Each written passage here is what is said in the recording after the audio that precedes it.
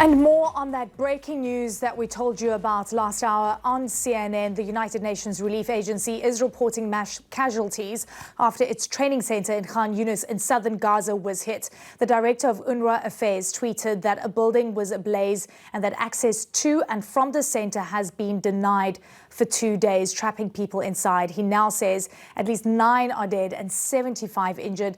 The Israel Defense Forces has been intensifying its assault on Khan Yunis over the past 48 hours, and it says it has surrounded the city. That after thousands of people have been fleeing further south. We've got Nick Robertson standing by. He's been following the story for us from Tel Aviv. Nick, what is the latest on what we saw on that UNRWA shelter? Yes, we're now getting more specifics from the UN, from UNRWA, defining a little more the number of people who were in the shelter. They're now saying there were 800 people in the shelter, specifically that was hit. The UN is saying that the building was hit by 2 tank rounds, and as you say, 9 people killed, 75 injured. An eyewitness there at the shelter described Israeli tanks being outside of the shelter, describing seeing people with many shrapnel wounds, also describing the situation at the shelter whereby they haven't been able to leave the shelter for 2 days because it's been too dangerous. Now this falls in an area that the IDF has had an uptick in activity, an area that they have told local residents that they should leave, and that area includes 2 hospitals and a Palestinian Red Crescent headquarters as well. In those hospitals and at the Red Crescent headquarters as well, they've described a similar situation over the past few days where it's too dangerous to leave, that the medical facilities can't operate properly, that there are people who need dialysis, people at the hospitals within hundreds of people with infectious diseases or infections rather, and pregnant women. So it's an area where the IDF now describes that they have encircled Khan Yunis, that they are continuing to target terror cells there, that they say that they have rounded up weapons caches in that area, but absolutely it's been a focus of an intensification of the fight in that area of Khan Yunis, and the UN now giving us a little more clarity on precisely what happened.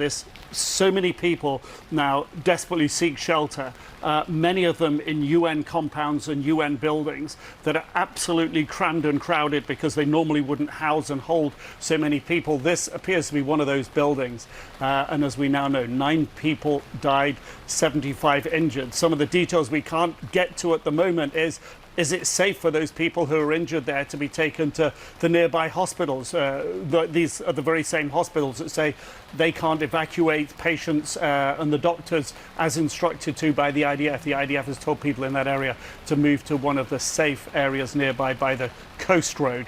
So it's a very dangerous area, and there are details about this that we're still only learning right now. Yeah, we are trying to get more information. Of course, we're tracking what UNRWA is saying specifically on X right now. This is where, you know, they're really putting up a lot of what has transpired in the last few hours. But Nick, importantly, they have reiterated something that we have been covering and frankly been hearing.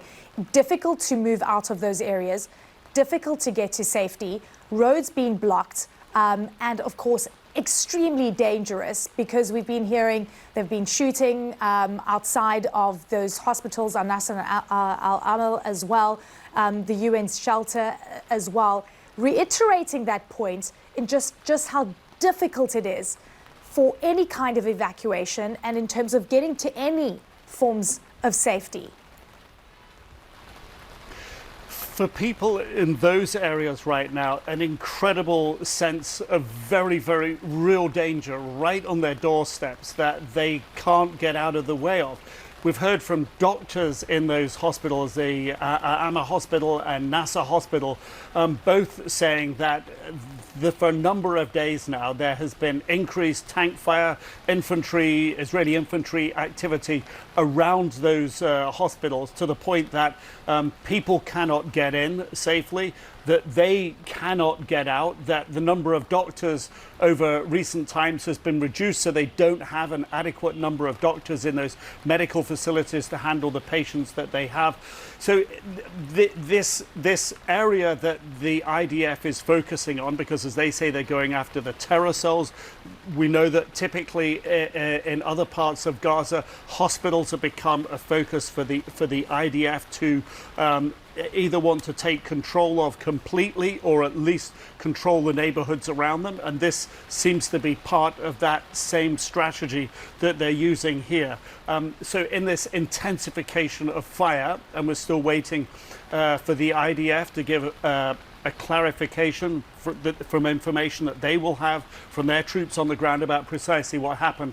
But this building at the center of the incident today was a UN shelter, according to the UN, that was housing 800 people who, like the people in the hospital nearby, felt that it was too dangerous for them to go and seek shelter in the safer areas that the IDF had been instructing them to do. Nick Robertson, thank you very much for staying on top of this. We are monitoring the latest out of UNRWA after that training facility, which is housing about 800 people in a shelter, has experienced strikes. 9 people are dead, 75 injured. Nick Robertson is on top of that story for us. We'll give you updates as they play out.